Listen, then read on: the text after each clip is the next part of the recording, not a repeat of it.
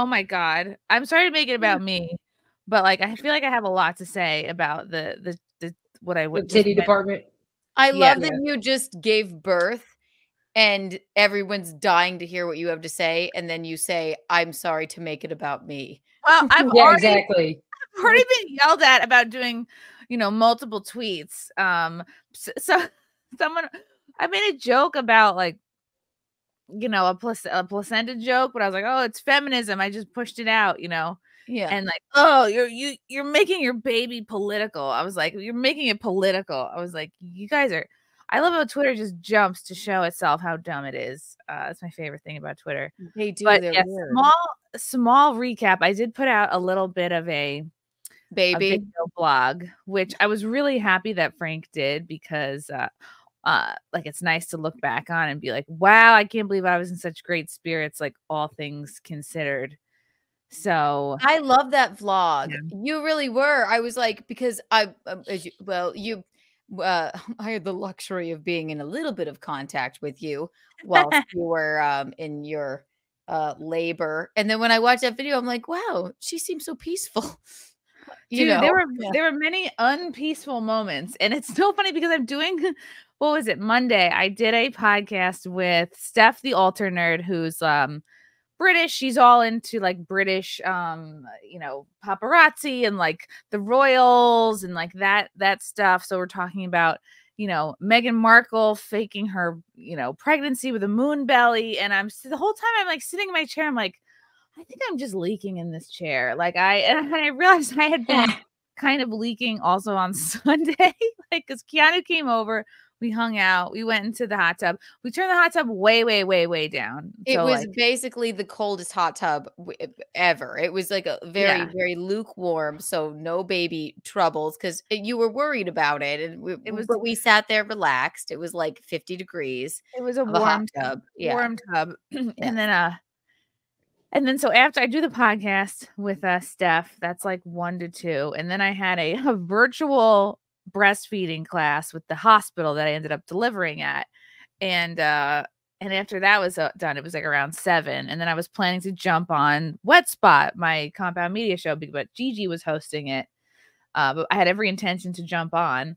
And then I remember I told Frank's mom and she was like, yeah, you should probably get that checked out. And then I told Frank after the class, I was like, yeah, I think I've just been like leaking for 2 days. And he's like, you think it's normal? I'm like, I do think it's normal. I'm like, it's not like, you know what I mean? I'm without getting too gross. I'm like, it's not like thick, gross. It's just like water. I think every time I bend down to pick something up, or it just feels like it's just water's coming out. And he's like, you should really tell someone about that. You were literally saying it to me, and I'm such an idiot layman. I'm like, you're like, hey, I'm just leaking. I'm like, oh, yeah, it can't be a water broken situation or anything. I'm like, whatever. The boy run media, as Keanu likes to call it, would like us to believe that the water breaking event is, I thought it was going to be a big splash. I thought I was going to ruin a pair of shoes. I thought it was going to be like so obvious that this was happening. I thought it was going to be like fire hose. Like some sort of like waterfall coming out and ruining your shoes. They're like, it's time. And then you grab your go bag and then you go. That's what the boy run media would like you to think. But no. Right. No, it was a steady leak. And then, so I called the doctor at it's obviously off hours. So it's whoever picks up. And I was like, I'm leaking. I'm sorry to bother you, but I'm leaking. And I just... Sorry to bother you. What a typical woman thing. Sorry to bother you. I'm going to give birth. Sorry to bother you. But there's water coming out of me. What could this mean? Yeah. And I'm explaining to whoever's on call, doctor, person, nurse, who knows, midwife, sociologist, who knows who picks up the phone. And she's like, it doesn't really sound like your water broke, but just come in and I'm sure we'll just send you back. I was like, should I bring my hospital bag? She's like, no, just come in, whatever. We'll probably send you home. So I get there. I admit myself to the front desk. The guy, I'm like, hey, what's up? Where's labor and delivery? The guy's like, are you in labor? I'm like, no. He's like, it doesn't seem like you're in labor. I'm like, no, I'm definitely not in labor. I'm like, I'm chill as fuck right now. I'm like, is this your snack bar? Like, it's cool. What's up? He's like, all right, 3rd floor. So they get me into a robe and they test me. They're like, girl, your water broke at some point. That's what they said. Girl, your water broke. Girl. And I was like, Girl, your water's been broken. You're like, it's not only Girl, broken, but this baby about to be here. girl, you having contractions. What's wrong with you that you can't feel that shit already? What? I went to brunch with my friends today and I said, she's German. She has a high tolerance for pain, I think. And I just don't think you just thought, it's nothing. So contractions, I was you were so having those annoyed. too, I right? was so annoyed because I didn't bring my fucking bag and I did not wear the outfit to the hospital that I had envisioned I was going to, like, you know, enter this new stage of my life. And I was wearing my leaked in leggings. So I show up with damp pants and That's a metaphor. I've been sweating in all day. Like, I did not make the first appearance I wanted to make. I feel like I made a bad impression on this hospital. And and they go, girl, you're not leaving. I know I'm making this sound like more black than it was, but they're like, we're not letting you leave. We have to admit you. You're not going anywhere. And I was this feeling of like, you're not leaving. Girl, you staying put. This baby is coming out your pussy. Holy crap. All right. Sorry if I'm repeating myself. Let me ask you a question. Really important question that everybody wants to know. Was the baby also black? No, that was my biggest fear. I mean, he is half Sicilian, so technically there is a little bit of black in there in the mix. Yeah. But thank God nothing that we can see. And so I'm admitted. I go, fuck. Okay, so it's a Monday night. And then, like, Frank is staying over too. And he did not pack his daddy bag like I told him to. Because just the phrase daddy bag sounds horrifically gay. So I can understand. A daddy bag. A daddy bag, I feel like, should have like leather chaps in it, whips, a ball gag, you know. I feel like it should have an American Express gold card, but okay, whatever. Ooh, yes. That's just called a wallet. Yeah. Yes, daddy bags is just his wallet, and also Marshall's correct. Frank what investment portfolio have a giant daddy bag. Right. So really, all it is okay. You say shit like this. That's someone who wants to be banned is coming up in here. Not up in like this. You're not coming up. Yeah, all right, like all right, Darth. Yeah, you're looking for attention. I can tell. Well, congrats, you got it. Yeah. Grow up. Please. Yeah, Frank was never going to pack a daddy bag, and I knew, I accepted that because you watch. And here's the thing about you watch all these videos like on YouTube, preparing yourself for like getting ready to go to the hospital, getting ready to give birth, giving birth, and now we're watching all these like how to take care of a newborn videos. So many of the people who make like baby content are fucking insufferable. They're corny. They have no sense of humor. They're just like they're never anybody you'd ever want to have a beer with. Like, go tonight if you want, and like watch the type of people who make baby content online, and it's just they're all the worst people. So there was that woman. Remember that woman who was making like parent content, like mother content, and then it turned out she had chained her kids to their bed, and it was a whole scandal, dude. But I would have liked to have seen that content. Show me, you know what I mean? Like, no, she wasn't saying that. She was making the kind of insufferable, mom content, and then she turned out to be total fucking hypocrite. We don't like a mom tent person. No. So there's this one couple. God, one of them's a pediatrician, one of them's a doctor. Oh, and now they're going through birth together, and then the men are all fags on these videos. Like they're like, here's what I packed in my daddy bag, and I was like, these are gay men, and it's really just like. You don't need it's like get some fucking pajamas, get some snacks, get a long iPhone charger. That's really it. You don't need a fucking, you know what I mean? You don't need like, a toothbrush, of course, like regular stuff. So anyway, no daddy bag, not a problem. We're admitted on Monday. It's not. It's a wonderful. We gave birth at Northern Westchester. Beautiful. Like, it couldn't have been better. You know what I mean? Like, it's not the fucking Sudan. I'm not giving birth in a hut in Chad. Like, I'm very grateful to be there. But they do not think about like the dad's comfort or whoever your guest is going to be, because there's a chair that like folds out. It's not even like a pull-out bed. It's a chair that just like extends, and it's the most if you're a man like over 5'8", it's the most uncomfortable thing. And or you could look at it like you're like in first class on a flight to Singapore, and like Your chair folds out into a bed. Yeah. Yeah, it's like you're on the puddle jumper flight between Hawaiian islands, and you're like, well, there's chicken feathers blowing around, but this will be over soon. And so I'm like, oh, Frank is immediately so uncomfortable. But then you're just kind of like, all right, this is chill. Like I was so relaxed. And then we go to bed, we wake up Tuesday. They start me on a couple of very small pills called Cytotec. Let me go to my birth journey vlog. Oh, see, now look, I'm becoming insufferable. Okay. You're not insufferable. You had a great birth vlog. It was very tasteful and you seemed relaxed. So Cytotec. Yeah. CYTOTEC is what I started at night. And that's the thing is they're like, we're not going anywhere because like your water's broken. And here's the deal. Like your baby is protected in this amniotic sac its whole life. But once your water breaks, it's like all bets are, it's like you've left the front door is now open. Okay. Yeah. Stray cats can walk in. Homeless men can walk in.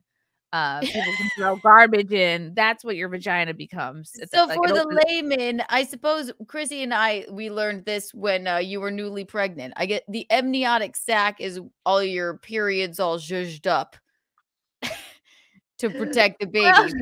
Yeah, we are such idiots. The reason why you stop getting your period while you're pregnant is because your periods all like bond together to create an apartment for the baby to live in. They all like join forces like the Care Bears.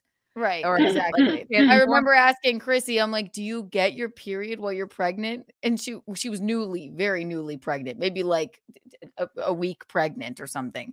And I was like, well, she was like, you know what? I don't know. Then we learned your periods all zhuzh up together and that protects the baby. Then when your water's broken, then there's something it's like get up in there and becomes an open flapping screen door in the South, like a rusty open door.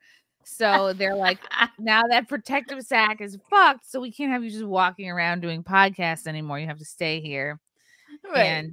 And then we also have to induce you now, which I was like, fuck, I did not want to be induced. Right. I wanted to be like, they had to induce you because it didn't break all the way or something, or it did break all the way. They have to induce you because they're like, it's basically they're waiting to say we have to get this birth going. You can't just be like lollygagging around. Right. Oh shit. Okay. The longer that you go around with your water broken, the more you could get infected. Like the more like chances are higher that you can get some kind of infection. And they didn't even want to really check you too much, right? Because and I was like, check me, get in there, check me, stick your hands in. And like I just smoked a cigarette, I can't. Yeah, and guess where I put it out? So they're like, we got to induce you, and I was like, fuck, all right, so much for my magical birth plan. So like overnight they start me on this Cytotec, which is supposed to soften your cervix. And it's also the same reason why I was like, eating these funky like dates and drinking this like red raspberry leaf tea in like the last trimester, because you're trying to soften it up down there. So you're not, you know what I mean? So that the baby doesn't come bursting through your shit like the Kool-Aid man, like I'm here. We're trying to do like as minimal damage as possible. It's like, okay, so then you got to take these little pills to like keep the softening going, because then they checked me. I was 0% dilated. I was not dilated at all, which means nothing is open. And but it was like soft down there. So it's like, all right, it's a start. And then so we sleep, we wake up, we order breakfast, and we ate. And then I felt some contractions, but it just feels like whatever, period cramps. It's nothing crazy. And the whole time I'm like, I wonder how, like an anxious first day of school kid, how bad is the pain gonna get? I don't know why I had this. Again, it's German. Because they tell us. Because they tell us it is. Well, they tell us it's gonna be awful.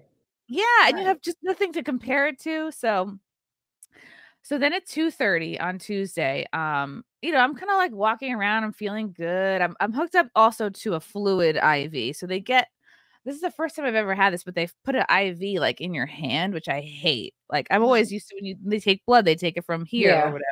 they stick an IV in your fucking hand, and then So uncomfortable. a regular IV, just a fluid drip, because just to keep me from getting dehydrated. So I'm walking around at 2:30, and then I feel like a huge rush of what feels like peeing yourself, which I would have thought would be like, here it is. Here's the big moment where I ruined my shoes. You just can't stop it. And I'm walking around just like splashing around my room. And Frank wasn't here because he went to go back home to like shower and get his shit together, pack his daddy bag. He packed his daddy bag. Frank's mom is chilling with me, and I just get up and it's like splash. And I was like, oh no. I was like, we need a mop aisle 9. And then I'm like, the contractions get a little stronger. It just feels like really cramps, and the whole time. Right. So then they start me on something called Pitocin, which they say, they're like, oh, it's just gonna organize your contractions. Like they're fucking papers in a file. Oh, no bedside manner. What, like, and you're too embarrassed to ask, but like, what the fuck does that mean? Organize. It makes them stronger and more regular. It's basically like it's whatever it is, hormones or pharmaceutically induced stronger hormones, right? So my whole thing was like, I don't want an epidural. Let me see if I can do it without an epidural. Your contractions joined a union and they organized. Yes. Oh my God. Exactly. It's like your regular contractions, but they're in Antifa. They hate their dad. There's power in numbers. They organize. And then they're insufferable. They've become stronger, louder, more annoying. It's more like takes over everything. We will let this baby out. And it was like a BLM rally happening in my fucking. I'm totally fascinated here, and I'm like, I want to hear more. So I'm like, this is fascinating. I feel like I feel like I have a new purpose in my life. Not that like I'm gonna be one of these insufferable mom blogger types, but I do feel really compelled to like share knowledge with people, because I don't think there's not enough people like keeping it real out there. So I think I'm going to start talking about this shit more. Anyway, so they get you out. So I'm on this fluid bag and this Pitocin bag. And then it's going in you steadily. And I'm like, okay, no big deal. So then your contractions start getting stronger, which feels just basically like uncontrollable, intense cramping. But instead of just like right here, it wraps around your whole body, your whole back, your whole, like, it just takes over. And so the organized contractions start happening thanks to the Pitocin. So I thought, all right, I'll just deal with this, and then who knows how long it will be, and then I'll have the baby, I guess. For 4 hours, I dealt with these, like pain at an 11, fucking 11. Damn. And I have this cute little contraction app on my, like, push a button every time you feel a contraction, and then you're like, here's my app. Fuck this. Like, I push it, it plays like soothing music. You're like, oh God. And you push it and it goes off. You're like, it's doing, I don't know what it's doing. It kept track of them. Nothing. But it actually is nice, because now I look back at this app, and because of this thing, I was getting them every minute and 40, basically every 2 minutes and 40 seconds to 1 minute and 40 seconds. But now, is that because of the medication that they were coming on so strong? Like, if you weren't on the medication, would they have been that strong? I don't know what they would have been like without the medication, but I know that this drug Pitocin makes them stronger. So think about it. Every 2.5 minutes, you have for 30 to 40 seconds, the most intense, like pain at an 11. Now, they had to give that to you so that you would go into labor, or so that would help get the baby going? Yeah, they have to give you, because at that point they're basically like, we have to force you to have strong contractions, because you have this flapping screen door that is now your snatch, and that because your sac is out there, and your water is spewing out, and it's not like you're gonna run out of water and the baby's gonna come out dry. Like, you're constantly making new fluid and new amniotic fluid, so it's not like the baby's in there like, getting ashy or something. But your kid's still constantly leaking, and they're like, we have to get this going, because they're worried about infection, and let's fucking go time. You don't have any more a normal person would just be at their house before their water breaks, and it's called early labor, and you're just kind of walking around. Maybe you're bouncing on a ball, maybe you're just taking a shower and doing like relaxing things. But not once your you. water breaks, you You're gotta go to the working hospital. hard. You're podcasting. You're you're like, You I gotta think make I'm just bed. leaking. It's I'm fine. just leaking on everything. I'm like, that And, sounds normal. That's cool. And so for 4 hours, I'm going through this like every 2 minutes and change, 30 to 40 seconds of the most intense pain you've ever felt. And I'm thinking, how much of this do I have to endure? Like, how, you think like is 4 hours enough? And then the nurse and Frank's mom were like, so what are you guys' thoughts on like the epidural? Like, because no one wants to force it on you, which I get and I appreciate. And but I got to a point where I was like, again, pain is at an 11. I've already done this for 4 hours. And it's not like someone says, hey, can you do this for 2 hours? You at least can like make a goal.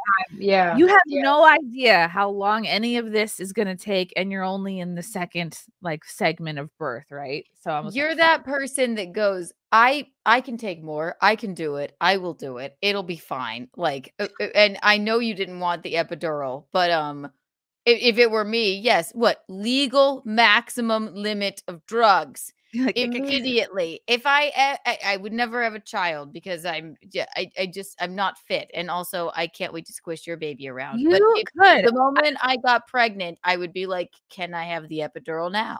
Even though it was a hellish ordeal, I 100% recommend it to everybody. It's like, it's the best thing I'll ever do. Like, as scary as the scary parts really were, it's 1,000,000% worth it. And he's only been alive for 4 days. And it's like, and he's perfect. Oh my God. And I don't want to sound Did you end up gay. Did you end up getting the epidural? Oh, my whole life is complete now. But like, it's the best. It's very cool. It's very cool to have gone through it physically and know what it's like. So, okay, the 4 hours of the fucking horrible contractions, I go, hey, where's that epidural guy? Is he around still? Did he leave for the day? Did he, can anyone page him? You know, epidural guy, is he still around here somewhere? Oh, look, and I tap my screen and then the camera dips out. It's probably similar to my genitals at this point. So don't worry. So I go, you get to your literal wit's end. I go, I need the epidural guy. Let's get him. And guess what? Do you think you can get it immediately? Fuck no. You got to wait another at least 30 to 40 minutes for this guy to, I don't know, come back from the deli. Like, what, you know what I mean? Like, deli. Get into position. He's got to get all his drugs organized. Or something. Giant needle and his bedside manner. And yeah, he's got to get his giant needle. Oh, we lost it for a second. So I go, all right, let's get this guy in here. Because it cannot be worse than what I'm currently feeling. There's no possible way. This could only get better. Okay, so I wait at least 30, 40 minutes for this guy to come. This Eastern Europe. Oh no. It's, you know what? The baby's just pulling on the cords probably in her studio. He's probably one of my friends. Okay, you pulled out, Chrissy. Well, okay, I don't know what is going on with my fucking situation here. I'm just gonna be still. Is the baby underneath your desk going? The baby is pulling the cords out. Yeah. No. Let me in there, coach. I've been listening to you chat for 12 months and I got something to say. Yeah. So a very no nonsense Eastern European man shows up. The epidural man is here. I go, okay, I was like, thank God it's a man. Same way Keanu and I felt when we saw our male pilots. We were like, great, there's a man in charge doing this. And they'll make $1 million fucking dollars putting an epidural in you for 15 minutes. Like, they'll make 1,000. You know what I mean? Oh, wow. But thank God, because this guy was so efficient. He rubs your back with some kind of, looks like Jameson. I don't know. It's brown, but it cleans your spine. That's that weird, like, goofy brown shit they put brown on cleansing goo. And and I know that I have to do it like he's like, you make your back like a shrimp. You have to do shrimp back.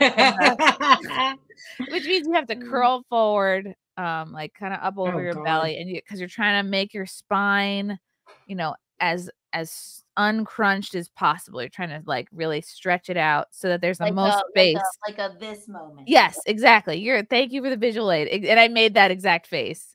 And you want the most amount of space in between your vertebrae as possible so this guy can get this fucking huge needle into your back. And the needle's in your back, and there's also a tube that's going through your back, and that's where the drugs flow in. And I'm nervous because I'm still getting these insane drug-induced contractions. So I go, oh my God, am I gonna contract and like fuck this guy up and elbow him in the dick and like I'm gonna, you know what I mean? It's all gonna be messed up. But luckily the pain from that distracted me from the pain of getting the epidural. So I just focused on that, and I held the nurse's hands in front of me, like really like just tightly, a lot of squeezing hands.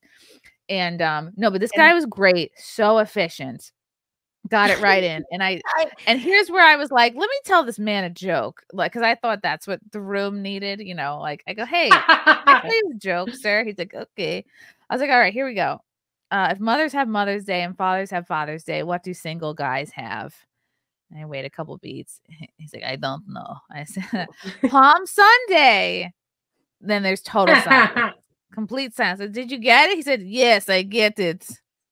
But like no one laughed. This is what I noticed about hospital people is that they have generally no sense of humor. But this is how. Well, that guy left the room and said, "This is why women aren't funny." Exactly. This is why Amy Schumer ended up how she did. Well, can you imagine you are giving birth instead of doing Netflix special? Exactly. But you don't want an anesthesiologist with a sense of humor. If you can put a giant needle in someone's back, I would assume you don't goof around, Like, it's probably better that he didn't laugh, because if he has no sense of humor when you're making a joke, he's not like, ha, ha, ha, ha, and then right. Like, why don't I laugh so hard he fucks up and like gives me Down syndrome? No, what was I thinking? And you know who made more jokes than me was Frank. Frank made, I think, at least 5 or 6 jokes the whole 4 days we were there. No one laughed at any of his jokes. And it was like, he was like, damn, these people just have no fucking sense of humor. Like at one point when we first got in, the first nurse that saw me, they hook up a little thing to the bean's head so you can hear his heartbeat. Like they stick a thing in your cooch that attaches to the bean's head. And that's how it's like intrafetal heart monitoring or something. Can you feel any of that though? And then Frank, like, I don't know how they did it, but they just attached a little fucking orb. Imagine the Jetsons. I don't know, like an antenna, like a thing to his head. They just stuck a thing in his head so we could measure the heartbeat more accurately. And then Frank's like, well, what about the other baby? And the nurse like just goes completely silent. What do you mean? And he's like, ha ha. Like he's trying to make a joke like there's twins in there. He's like, that would have been nice to know. Like she's like, she's probably working and like she has like a shitty husband or something, and she's like, oh, I fucked up. I didn't realize there was even another baby in here. No. Yeah. Hospital people can't have a sense of humor because it's life or death. So but it was weird. Fun. Yeah. It was fun to see Frank bomb at the hospital. Every joke did not land. So the epidural guy, like it's great. You can feel it and you can feel like shit flowing through your spine. Like you can feel it going in there. And it definitely pinches and stings. But again, it's nothing compared to what I was feeling the last couple hours. So I welcomed it. I was like Miss Epidural 2024. I was like, bring it the fuck on. Give me 5. Give me 1. Like, make them like dinosaur bones sticking out of my back. Like, give me 47 of these. Give me one maximum legal limit of drugs. I'm so glad. Thank God. And like, just so efficient, this dude. And then you lay down, and then within 10 minutes or so, it's just your lower half feels completely numb and like. What feels like the FBI knocking on the front of your door contraction wise just sounds like a little like mouse, like just tapping. Like that's the difference in your contraction. It's just like a little tiny mouse tapping. But basically your contractions, because you weren't even feeling them, you didn't even notice your water breaking when you sat in the hot tub and you probably just leaked out into the hot tub, right? Like, and you didn't feel any contraction, but so it's the medication that made them more intense, right? Yes. And I unfortunately have no idea what they would have felt like without the medicine. They would have felt like you were already having them and you would have just nothingness, I guess, right? This is great from Frank. My favorite thing to say at each visit, I'd stop the nurse or doctor and completely deadpan and say, at this point, are you able to tell if she is definitely the mother? Like, you would say, like, can we tell if she's the mom or not? Like, and no one would laugh. He tried this joke at different, like, gynecologist visits, like, I think 4 or 5 times, and it never worked. It never landed. He's like, maybe this will be the time. Yeah. It was great. I wanted to have a whole birth set list. I wanted to be telling jokes the whole time. Again, I thought I had 10 more days, but how did Frank say it? Was he like deadpan, completely serious? Like, yes, every time. So at what point will you be able to tell if she's the mother? Yes, exactly like that. Exactly. And we'll be like watching the ultrasound. He'll be like, can I ask this? Like, are we for sure that it's hers? Or so it wasn't like, when can we tell she's the mother? Yeah. Like if he had done it like that, maybe they would have been like, matter of fact, like a real concerned parent. Yeah. I love that he did it matter of fact. Like, oh, shut up, Leonard. If there's such hack jokes, then how come we've never heard them before? I hate when losers say that. I've heard a million people. Shut up. If you don't like it, you just get the fuck out. Exactly. You're just mad that Frank knocked you up instead of him. Loser. Yeah. You're just mad he got there first.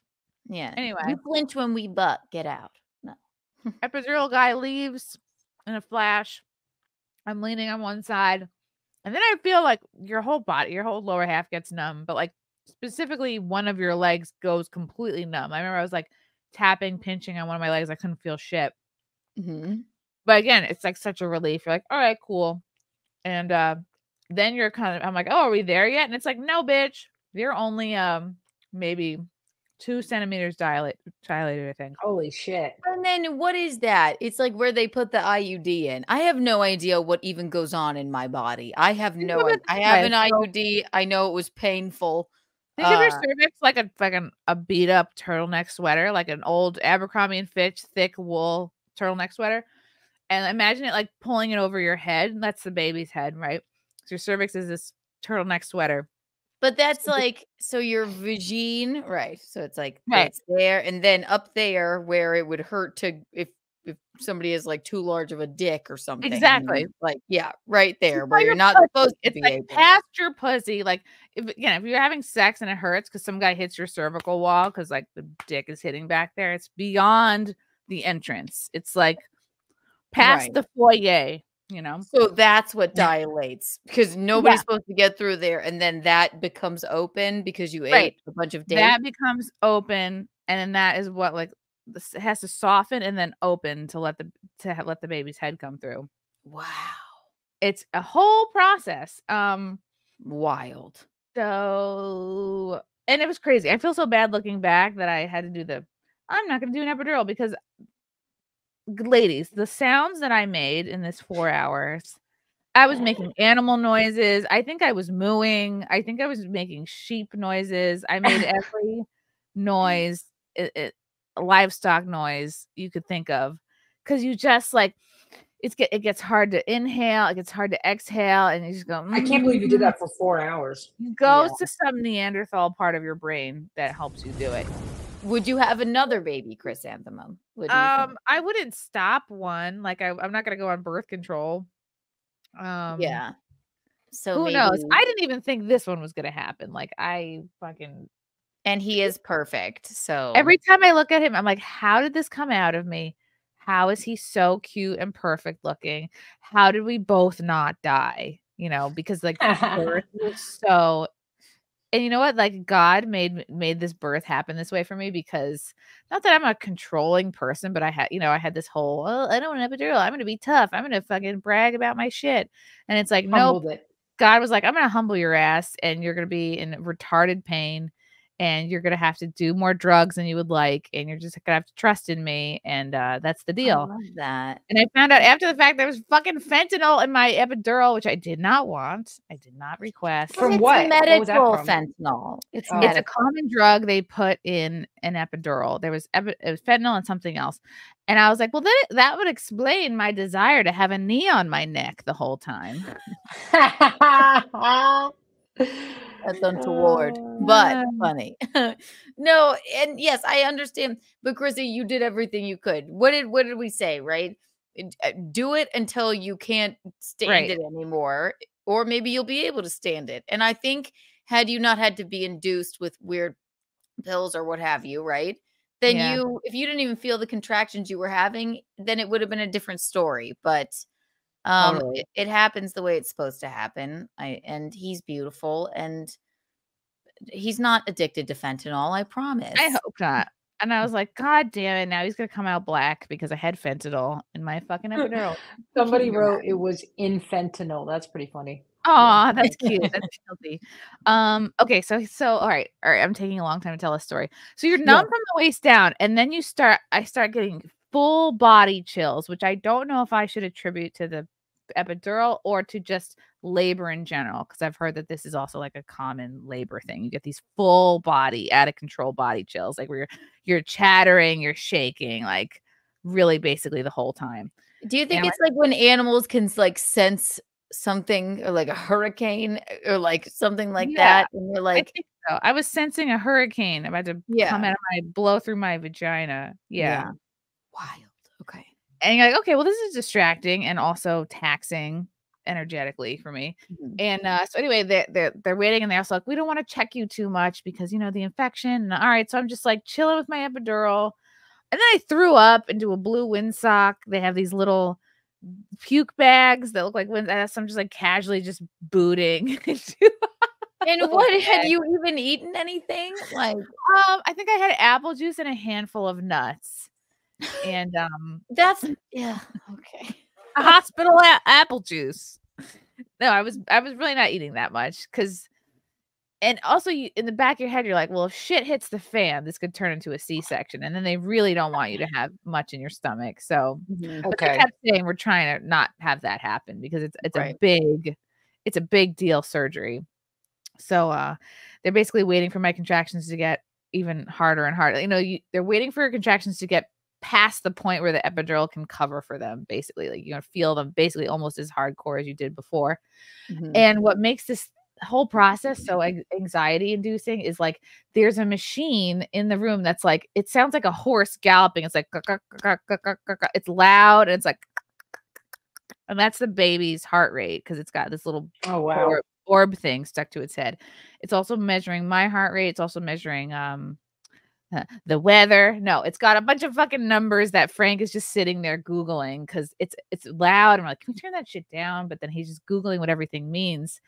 And with each contraction, he would notice that the baby's heart rate would drop significantly and then come up again. And then you're Googling what's the normal healthy range for a baby's heart rate in this situation. And Frank was noticing like, this seems like squirrelier than normal. Was he telling you that? Yeah, I could just tell he was very much noticing. He wasn't like, hey, baby's heart rate seems lower than Google says it should be. Like, he was just like, we were talking the whole time. I was like, I had the same concerns, but I just was like, at one point I kind of turned away from the monitor. I was trying to just be like, all right, I guess I have to like fucking wait more for something else to happen. Yeah. And, but he was like rightly very concerned because it's like you see these numbers dipping, you're like, fuck, like that's. And the more anxious you get, the more your heart rate. Every time I've been in the hospital, it's been a few. Your heart rate gets weirder because you're nervous about whatever. Right. It's just gonna start making dings and bells, right? And that will make the baby too do that. Oh yeah, right? and I would get embarrassed. Like my normal blood pressure is like 110/70, and so anytime it's more than that, I go, oh, I'm like a man who comes too quickly. I'm like, oh, this never happens. It's because of this. It's because of that. It's because I had coffee. It's because I'm contracting. Like I have to explain myself. So, oh my god. At one point, my blood pressure was like 140 something. Like that's unacceptable. And you're like, fuck. It's just. Again, it's like all this shit was out of my control, which really annoyed me. But anyway, Frank finally says something to the nurse, and the nurse is like, all right, I'll check her, meaning me. Duh. And then, she's fully dilated. Like I was fucking ready to go, And then as soon as that moment happened where the nurse said she's fully dilated, then the little bean's heart rate like completely chilled out. And it was, I swear to God, like a magical moment. Like the bean was trying to get Frank's attention Right. He's like, I'm hooked up to this machine. Yeah. Hello. Yeah, get fucking, them in here. Yeah, a fucking laser beam on my head. But like I know it sounds gay, but like we truly believe like he was trying to get his attention so he could get the nurse in there to check me. And as soon as like, oh yeah, she's ready to go. All right, let's get it going. Then I believe that too. 100%. Yeah. The bean's heart rate chilled out, and then it's like okay, so now I'm on my back, and you put your feet in the stirrups, and again, I'm having these full body chills, puking into a windsock. And Frank just thought that he would be up by my head, giving me pep talks and like in the room. But again, I told him, I don't want you looking into the eye of the storm. I do not want you. I want you to eventually want to get back in there. It's like you don't watch your house get demolished. So right. But they had him holding a leg. Like at the end of it, he feels like, I feel like I did so much work. I should get a check. Like I worked a shift here, At one point they started, and I held my own legs, almost like if you think of a loose cannonball going into the water, like I was holding the backs of my own legs. And then at one point, Frank is holding a leg. The other doctor's holding a leg. And they're telling me to push. And then at one point I was on my side pushing. So it was like a few different positions. But again, you're fucking numb from the waist down. You have full body chills and you're expected to push while holding your breath, which is something I've never done in my life. I've done tons of weightlifting, tons of fucking Spartan races, tons of physical challenges. It's like never have I ever practiced like pushing or lifting something while completely holding your breath. You're always supposed to breathe through weightlifting. This is why I'm bad at working out, because all I do is hold my breath while I'm like, I'll like do the stair machine and I'll be like, oh, and I don't know why, but like you were trained the wrong way. It's supposed to be like what? When you're having a heart issue or something, like you kind of like hold your breath and like bear down, right? Yeah. Yes. Yeah. Like, yeah.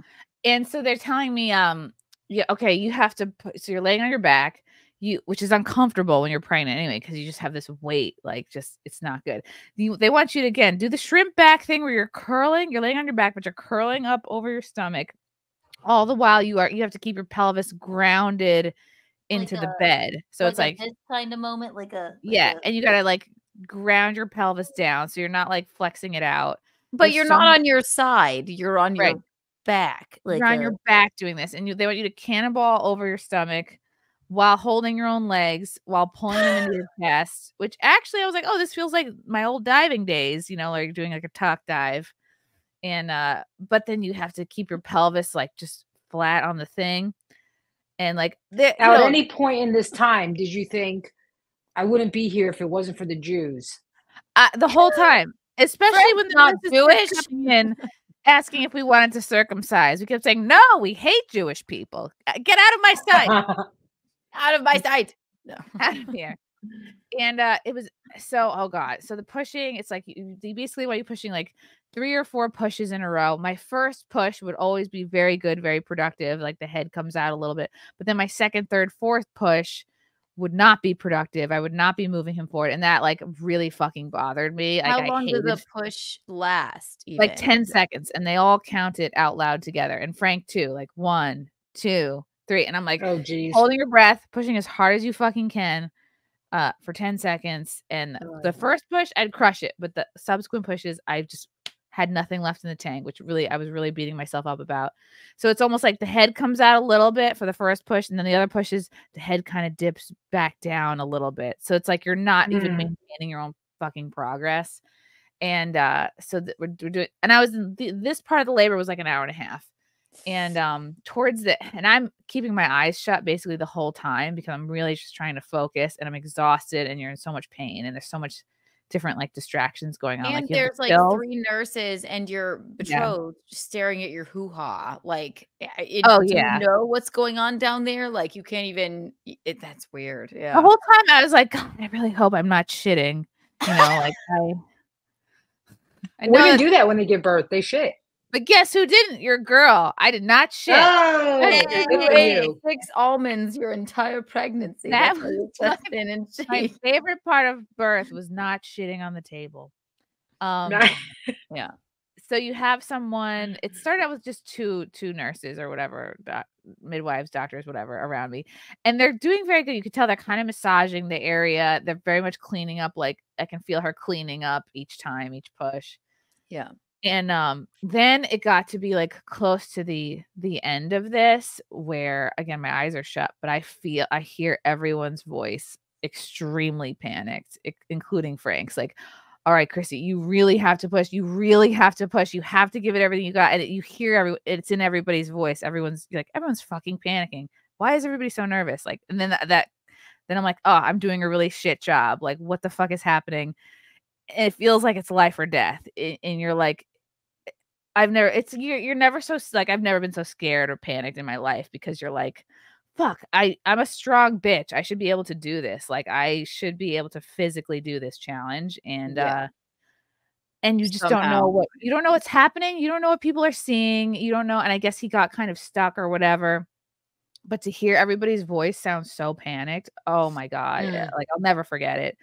And, you're just trying your hardest, and, maybe a shoulder got caught or whatever, but finally, like, and then a woman comes in and she's fucking pushing like hard down on my stomach, like trying to just like push the bean out. And all the while I'm like pushing great on the first one and then shitty on the next few. And, like, crying in pain, like just fucking cry. I cried so much during this whole process, but like, and then at one point they had me holding these handles, which were like, on the bed, but like below me. So my arms were straight out, basically next to me at my sides. I'm holding onto these handles, pulling myself like basically towards them with these handles, but keeping my pelvis on the bed. And like my arms are so fucking sore. It's like you just blow out all the muscles in your arms from like pulling on these handles or whatever, while everyone else is like holding your legs, right? So there's panic. I was like, you have to push, Chrissy, please, you have to push, please. And you're like, oh my God, I'm going to fucking die and I'm going to kill this kid. Like, oh my God. You're thinking of every worst scenario. And like, finally he comes out and he doesn't have like the classic cry, the classic like Hollywood baby cry. Yeah. And you're like, fuck. And then can I kind of open my eyes? You know, all of a sudden there's 5 people around me. There's 5 people around the baby. And they're just trying to like get him, you know, patting him on the back, trying to get him to like fucking get it going. So what happened was he had some water on his lungs, which is very common. And it's just, as you're being squeezed through the birth canal, that liquid normally gets squeezed out and gets reabsorbed into your lungs. And then that process kicks off the oxygen, which is what turns a baby pink as soon as it's outside you. Mm-hmm. So that process, which they call like transition, was a bit delayed because of the excess water in his lungs. And they had to like, scoop it out with this bulb thing. I guess they had a little tube down his throat at one point. They're like doing everything. And then rest assured, like we felt with the male pilot and the male anesthesiologist, this male doctor from the NICU comes in and he's dealing with the bean and like trying to get him going. And I'm looking at Frank, and Frank looks like he's freaking the fuck out. Like I could just see his face, and I'm like, oh fuck, like shit is getting real. And I'm praying so hard. I'm like, oh my God, something's wrong. Like I'll never forgive myself, because I'm already like feeling like I pushed shitty, you know. And they're just trying their best. They're trying to get him going. And then like, well, we got to take him to the NICU real quick, because normally he comes out, you do skin to skin, you breastfeed. It's like, it's all good. But they were like, we don't know how long we have to take him for. So we're freaking the fuck out. Like me and Frank just fucking prayed like with each other, you know, just, and there's like blood everywhere. And of course, like I got really pale, and who knows, I probably looked insane. Again, I had no makeup on. No. Oh God. What do you mean? You didn't do glam before you gave birth? Before you didn't know you were giving birth? It's just like a crime scene. And so like Frank is just fearing the worst on both with me and the bean, and just horrible. And I can't imagine like what that feels like being on the outside. It's probably much scarier to see it from his position than mine, because I basically had my eyes closed for most of it until he was out. Oh, yeah. And so basically what happened, they were on his way to take him to the NICU. I guess as soon as they got there, he like turned around, he got good, he like got with it. Oh wow. And then they turned him back around. He was back with us within like a half hour or so. And the nurse comes in, she's like, he took a turn. And Frank was like, what? You know, because that's no, don't start with that. when you hear he took a turn, usually what comes after that is for the worst. And Right. No one ever says no bedside manner on these people. It's completely autistic to be a doctor. Yeah. Nobody ever says they took a turn. No, Yeah. for the better. Like, what? Her voice was cheery and she had good energy. I'm like, okay, so this sounds like good news, but why is she saying he took a turn? She's like, no, as soon as we got to the NICU, he fucking got it together and he's good, and we're gonna bring him back in like soon, because we thought we weren't gonna see him for 2+ hours. Oh, And damn. so they brought him back and they put him on my chest, and I was like, oh my god, it's so surreal. Like, I can't believe this came out of me. I can't believe he's like good, but you never really, you're like, is he good? Anything can fucking happen at any time. Right. It's so scary. It is so fucking scary. And then you add that in with like me, someone who's already very hard on themselves. It's like, oh, like this is my fault. I didn't do it good enough. And No, it's not your fault. My God. I was a scheduled C-section because when they were going to have my mom was going to have my brother, she was like, I can't do this. So what do we do? Yeah. They just sliced him out and then they just scheduled me a C-section. Like, some women just can't do it. And maybe that might have been, you have a very small frame and that was a very big baby, honestly. So, and they figure, like, because I asked them, like, well, what are thing. the chances he won't fit through my pelvis? Like, at what point do you figure that out? And they're like, oh yeah, like we would know, like you're all good. They were definitely, which I appreciate, trying to avoid a C-section, because that is major fucking surgery. Like, not only sometimes do you have to do a little cut by your bikini line, but sometimes they have to do a T cut where they cut sideways and then in the middle right up your stomach. Oh my God. So then like your whole body becomes the flapping screen door that I mentioned earlier. But then you can't walk. Like, the recuperation is hardcore when you have C-sections. So I'm really grateful that I was able to push him out. And also too, he came out like his fucking head looked crazy, because babies' heads are like tectonic plates and they move and shift to get through the birth canal, and they look kind of cone-headed and weird at first, and then it takes a couple days. He's a cone head. It takes a couple days and then they go back into place. So he wasn't pink. He had a weird fucking head, and the fucking cord was wrapped around his neck once. So he had a lot going on. It was like he had a stressful birth. And poor baby. It's a good thing he had that fentanyl though. It was the fentanyl. I know, and the whole time, like, it's because I had that epidural, it's because I had these drugs. Like, no, I think that probably helped him. Can you imagine if you hadn't asked for the epidural? Like, yeah, how much energy would you have had to push at that point? You know I would have had negative. Yeah. Oh my God. But okay. thank God, like, in all his tests, like, he's fucking totally cleared. He's great now. Like, there's no lingering fluid. There's no lingering bullshit. So really important question. Have you guys assigned a gender yet? Well, we're gonna let him pick him out for himself. We're gonna get him a gender reveal balloon that he can pop himself. Just put a couple of different toys in front of him at like about 6 months, and then if he picks the girl ones, you know what that means, you know? Yeah. Exactly. Right. He came out and said, I'm a they. Don't assign. Well, if you would like to create and have a future for him in Hollywood, I would suggest you get that started as soon as possible, because they transition their children early, and then that's how you get Taylor Swift. So yeah, look, everyone who's anyone has a trans kid. The fucking Ben Affleck. Anyone who's anyone was a trans kid. Ben Affleck's daughter with Jennifer Garner is now trans. Supposedly, well, I mean, even I don't mind a little androgyny, you know, but Angelina Jolie's daughter with Brad Pitt. Well, they tried to make her trans, and now she's just like super beautiful young woman. So. She's back on. Okay, I guess I'm just a lady now. Yeah, but they tried to ruin that. It's insane. That's funny. Yeah. Wow. But so, it was fucking scary as hell. It was so scary, but it worked out. Thank God. Yeah. Now he's crushing it, and we went and saw. So it took us a while to find like a based pediatrician, but we one that's okay with like low to no vaccines. So we went and saw him yesterday, and we were telling him the story, and he's like, actually, what you're describing is the most common in like white male babies, and he's like, some people joke. This water on the lung situation, like that happens during birth, like we can't clear out. Straight white male problem. Yes, he literally said, "Oh, it's like a straight white male tears," or "Oh, it's so hard being a straight white male problem." And he That's said, a big doctor to say that. he goes, he said, "Yeah, we invent everything." And I said, "Yeah, you fly all the planes, you do all the shit that like needs to happen." He's like, "Yeah, it just takes us a little while sometimes in the beginning, but then, like he made a really funny straight white comment. men always feel like they're drowning, Yeah. Like he just comes out completely drowning. Yeah, Fucking drowning. God. That's why they work so hard afterward. They're like, I'm never gonna go through that again. Yeah. But I love that he made this comment because I'm like, this is great. We're all on the same page here. Like, Yeah.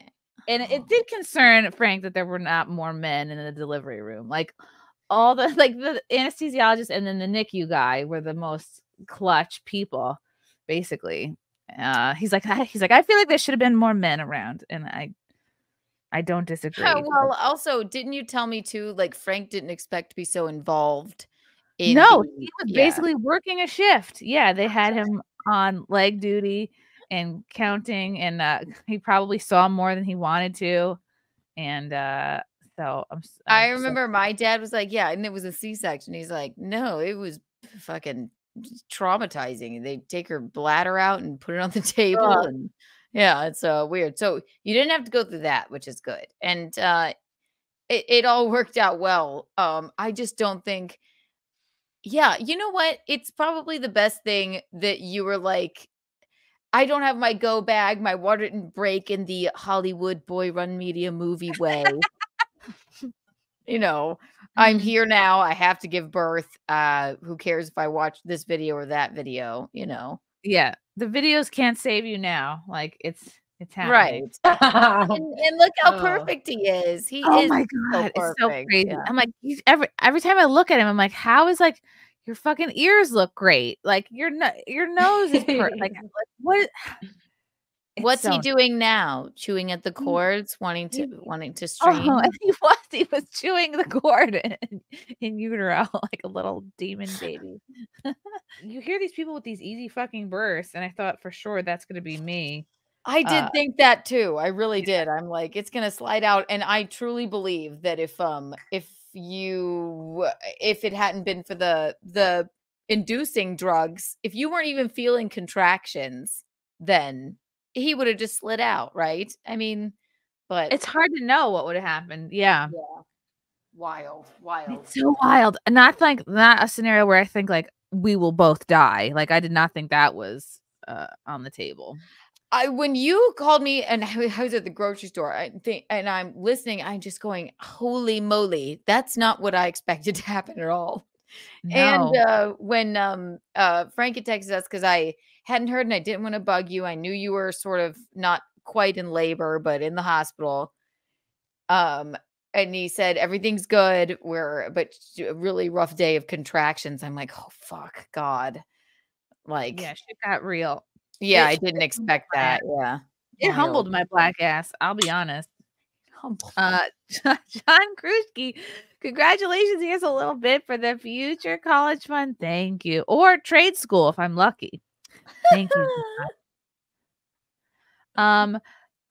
Oh my God, I did not eat my placenta, but I did take it home because I got this sense like it was going to end up in Sandra Bullock's moisturizer. So I was like, do you still have my placenta? Can I please take it home? They're like, we may have thrown it out, but we'll check. And then they still had it. I'm like, give me that fucking, I want it. You guys. Wait. What do they put it in? To like a doggy bag? I have to provide a little cooler, a lunch bag, basically. Frank's mom came by. It's like it's not like freeze dried or something. I haven't looked at it yet. It's like in a big medical waste bag that's filled with like a biohazard bag. They pulled it out of the trash. Very cool. It's in a red biohazard bag in a little lunchbox with ice. I haven't looked at it yet, but I just didn't want them to have it. I was like, who knows if you're fucking selling this shit to people on the black market?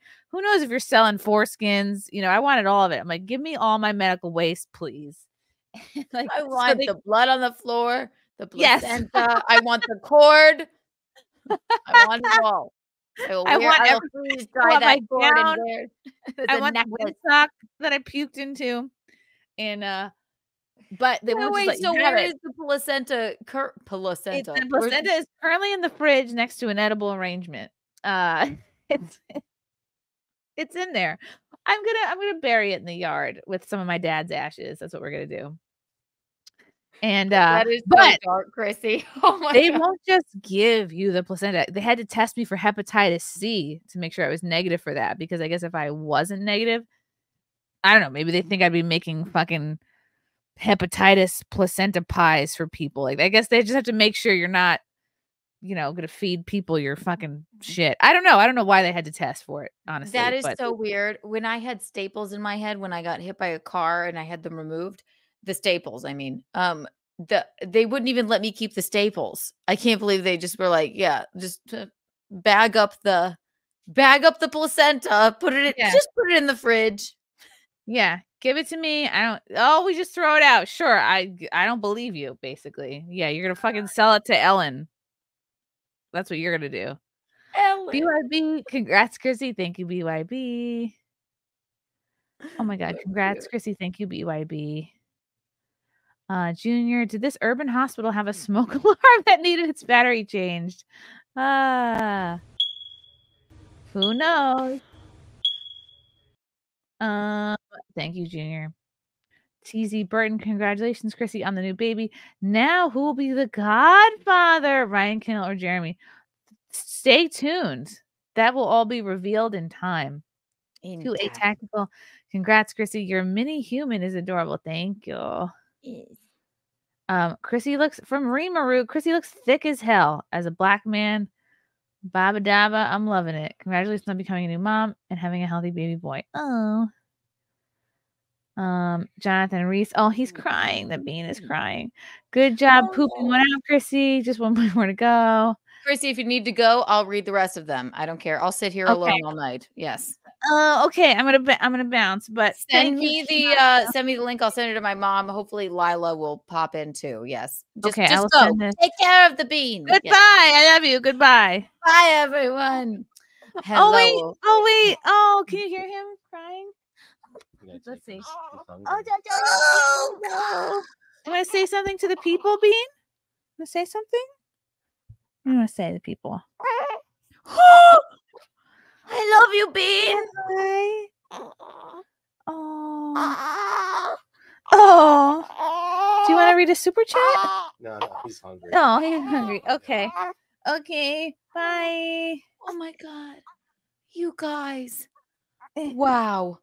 Unbelievable.